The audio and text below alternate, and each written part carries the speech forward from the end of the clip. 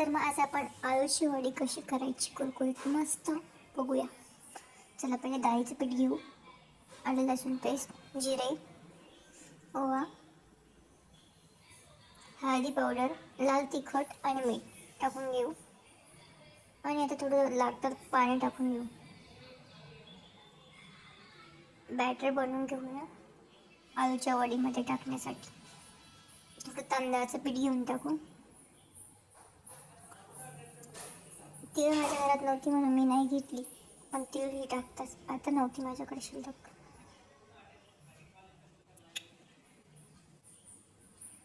Consistency व्यवस्थित पाहिजे, नाही तर आळूवडीच्या बाहेर पीठ येईल इतकी पण कन्सिस्टन्सी नको आहे.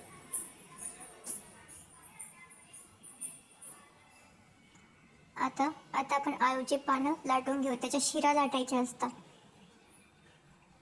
आपण म्हणतो ना आळूच्या पानांनी घशाला त्रास होतो, आणि ह्या शिरा लाटल्यावरती घशाला त्रास होत नाही म्हणून. सर्व पानं लाटून घेऊ आपण. हां, आता असं हे बॅटर असं लावून घ्यायचं. बघा मी कसं लावून घेतलं आहे. हां, दुसरा 3-4 पानाची आळूवडी बनवायची. म्हणजे जास्त पानं घेतले तर मधलं पान शिजत नाही व्यवस्थित, म्हणून कमी कमी पानांची घ्यायची.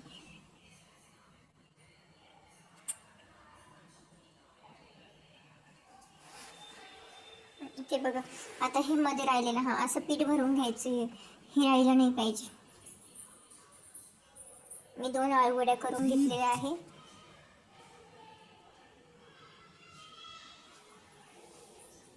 आता इडलीच्या पात्रात लावलेलं आहे. हे बघा आळूवडी छान तयार झालेली आहे. चेक करून घ्या ती शिजलेली आहे की नाही.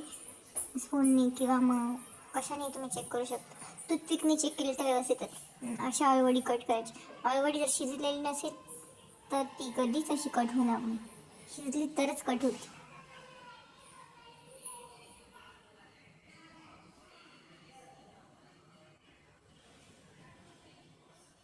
दुसरी पण आळूवडी आपण कट करून घेऊ.